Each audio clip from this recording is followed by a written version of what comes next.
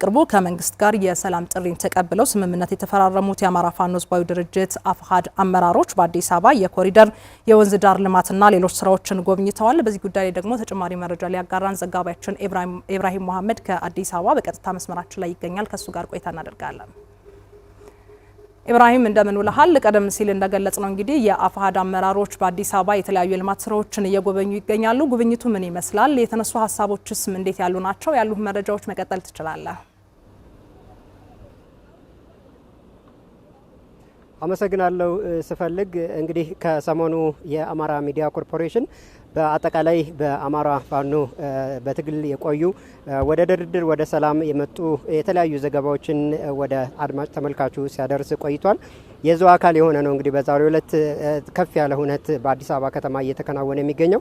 እንግዲህ የአማራ ክልል እንደምናስታውሰው ከ2 ዓመት በላይ ወይም ወደ 3 ዓመት የሚጠጋ የጸጥታ ችግር ውስጥ ነው የነበረው። ይህንን የጸጥታ ችግር ለመፍታት የተለያዩ የሰላም አማራጮች በመንግስት በኩል ሲቀርቡ ነበር። ያንን የሰላም አማራጭን የተቀበሉ በርካታ ታጣቂዎች እንግዲህ የሰላም ምላሽ ሰጥተው ወደ ሰላማዊ የትግል አማራጮች እየገቡ ይገኛሉ። ከሰሞኑ እንግዲህ ከፍ ባለ ሁኔታ የተለያዩ የአማራ ፋኖ አመራሮች ችግሮችን በድርድርና በውይይት ለመፍታት ስምምነት ላይ መድረሳቸውን አስመልክቶ የተለያዩ የስነ ስርዓቶች መርሃ ግብሮች ሲከናወኑ ነበር።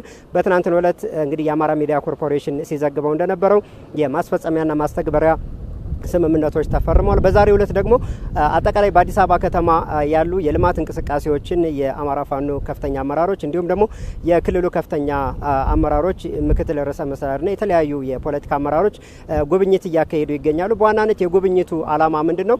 በአጠቃላይ ሰላም በአንድ ሀገር ሲኖር ሊገኝ የሚችለውን የልማት ትሩፋት ቁጭትን መፍጠር ዓላማው አድርጎ ነው እንግዲህ በዛሬው ዕለት ጉብኝት የተካሄደው። እንግዲህ የተለያዩ ቦታዎች በአዲስ አበባ ከተማ በኮሪደር ልማት የተሰሩ ልማቶች አሉ።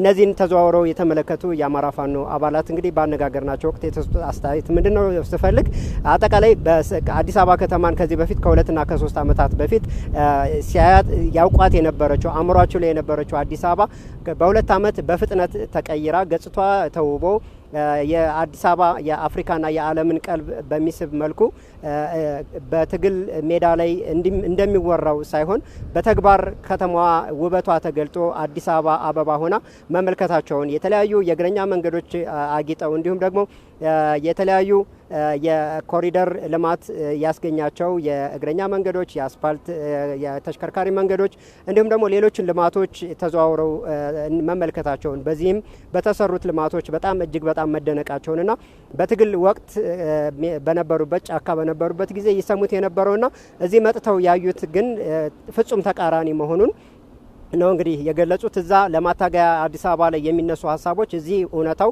ሌላ ሆኖ ነው እንግዲህ የተመለከት ነው የሚል ሀሳብ ሰጥተውናል።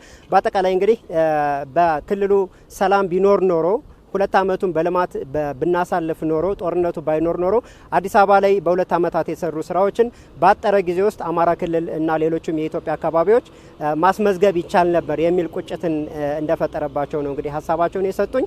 በአሁኑ ወቅት እንግዲህ የተለያዩ የልማት ስራዎችን እየጎበኙ ይገኛሉ። እንግዲህ እኛም ተከታትለን የነሱን ሀሳብ እንዲሁም ደግሞ ሌሎችንም ሁነቶች የአማራ ሚዲያ ኮርፖሬሽን ከአዲስ አበባ ዘገባዎችን የሚያደርስ ይሆናል። ለዕለቱ ያሉኝ መረጃዎች ስፈልግ እነዚህን ይመስላሉ። ኢብራሂም መሐመድ ከአዲስ አበባ ጉብኝቱን መሰረት አድርገህ ላጋራ መረጃ እጅግ አድርጌ አመሰግናለሁ። መልካም ጊዜ ይሁንልህ።